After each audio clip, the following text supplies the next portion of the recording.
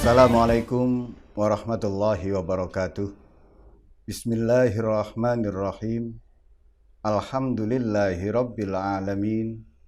Wassalatu wassalamu ala sayyidil mursalin Sayyidina Muhammadin wa ala alihi wa sahbihi ajma'in. Amma ba'du.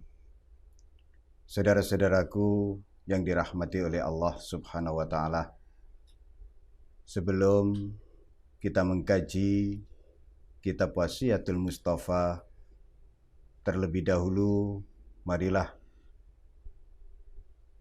kita menata hati kita masing-masing, kita tundukkan, kita hadapkan semata kehadirat Allah Subhanahu wa ta'ala, agar ilmu yang akan kita kaji bersama-sama ini nanti dijadikan ilmu nafi', ilmu yang mendatangkan manfaat, menolak madarat, dan menarik keberkahan-keberkahan hidup kita fid dunya wal akhirah.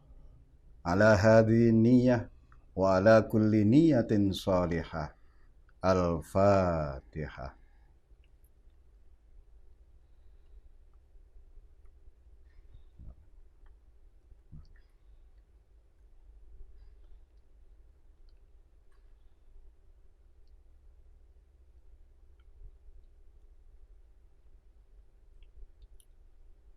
Ila hadratin Nabiyil Mustafa Rasulillah sallallahu alaihi wasallam wa alihi wa azwajihi wa dzurriyyatihi wa ahli baitihi ajmain. Summa ila jami'i tabi'in wa tabi'i tabi'in wa tabi'in bi ihsanin ila yaumiddin. Summa ila jami'i masyayikh sufiyati ajmain. Lal akhas muallif hadzal kitab Syekh Abdul Wahab Asy-Sya'rani wa jami'i auliya'ina wa ulama'ina, khususan auliya'i tis'ah, awalum sunan ampel wa akhirum sunan kalijaga, khususan. Al-Fatihah. Bismillah.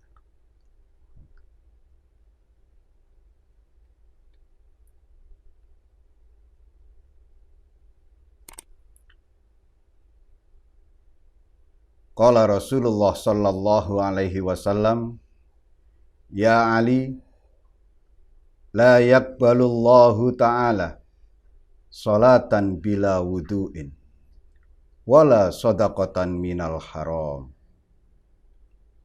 Hai Ali, Allah Ta'ala, Allah yang maha luhur, tidak menerima salat tanpa wudu dan tidak menerima sedekah dari barang haram. Saudara-saudaraku, pesan Nabi kepada Sayyidina Ali ini cukup singkat. Akan tetapi, jika kita kupas sedikit, maknanya cukup luas. Yang pertama, Allah tidak menerima salat seorang hamba jika salatnya tidak wudu terlebih dahulu. Salat tanpa wudu tidak diterima, tidak sah. Artinya, salat itu satu bentuk ibadah yang paling utama, yang tanpa perkecualian siapapun yang mengaku dirinya Muslim, ia diwajibkan melaksanakan sholat 5 waktu. Nah, berwudu di sini bisa diartikan bersuci. Sholat tanpa bersuci tidak sah sholatnya, tidak diterima sholatnya. Artinya, orang yang mengerjakan sholat, terlebih dahulu ia harus mensucikan dirinya, pakaiannya, dan tempatnya. Ini dari sudut pandang lahiriah. Demikian pula halnya dengan sudut pandang batiniyah atau qalbiyah. Orang yang akan sholat, hatinya harus bersih, pikirannya harus jernih, begitu seterusnya. Saudara-saudaraku, di dalam kitab Lawaqihul Anwar Al-Qudsiyah fi ma'rifati qawaidis sufiyah, Syekh Al-Qattani berkata, seandainya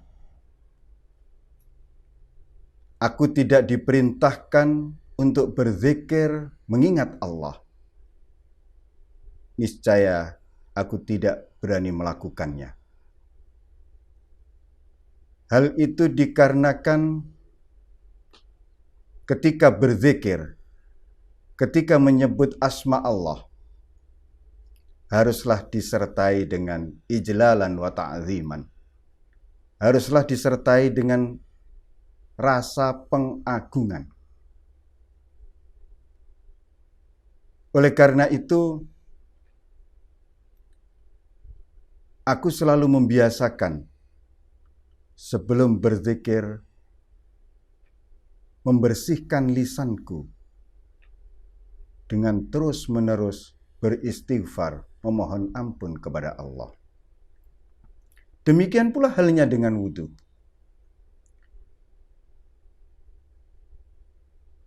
Kita diperintahkan untuk berwudhu sebelum sholat.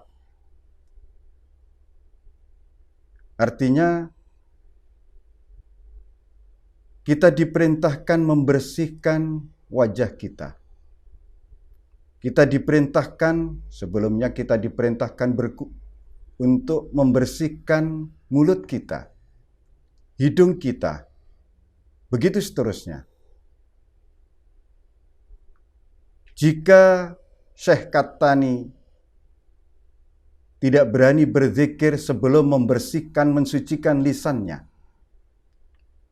dari maksiat dan dosa, itu zikir dalam bentuk duduk. Sementara menurut para sufi, sholat itu adalah zikir dalam bentuk gerak. Oleh karena itu,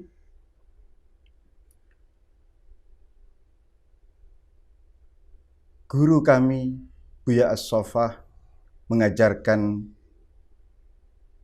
doa kepada kami dengan redaksi berikut. Allahumma ya hafidhu ya hafidhu ya hafidh, ij'alna minal muhafizina ala sholawati was sholatil wusta.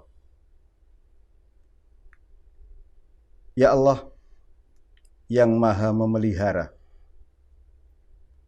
jadikanlah kami orang-orang yang memelihara sholat-sholat maktubah kami, juga termasuk orang yang memelihara sholat wusta kami. Disambung dengan doa, Allahumma inna na'udzubika min sholatin la tanfa. Ya Allah, sungguh kami memohon kepadamu dari sholat yang tidak mendatangkan manfaat kepada kami. Saudara-saudaraku, hal pertama yang harus kita perhatikan adalah kebersihan, kesucian jiwa kita. Karena yang menghadap kepada Allah ketika sholat adalah wajah hati kita. Kita berikrar, inni wajjahtu wajhiya lilladzi fataras samawati wal ard hanifan. Sungguh aku menghadapkan wajah hatiku kepada zat yang menciptakan langit dan bumi dengan lurus. Artinya, bagaimana mungkin hati kita mampu benar-benar menghadap kepada Allah sementara hati kita belum disucikan, dibersihkan dari noda dan kotoran, dari maksiat batin dan seterusnya.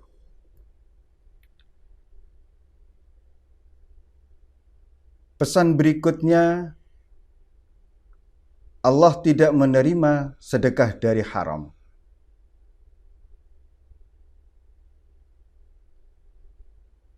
Kita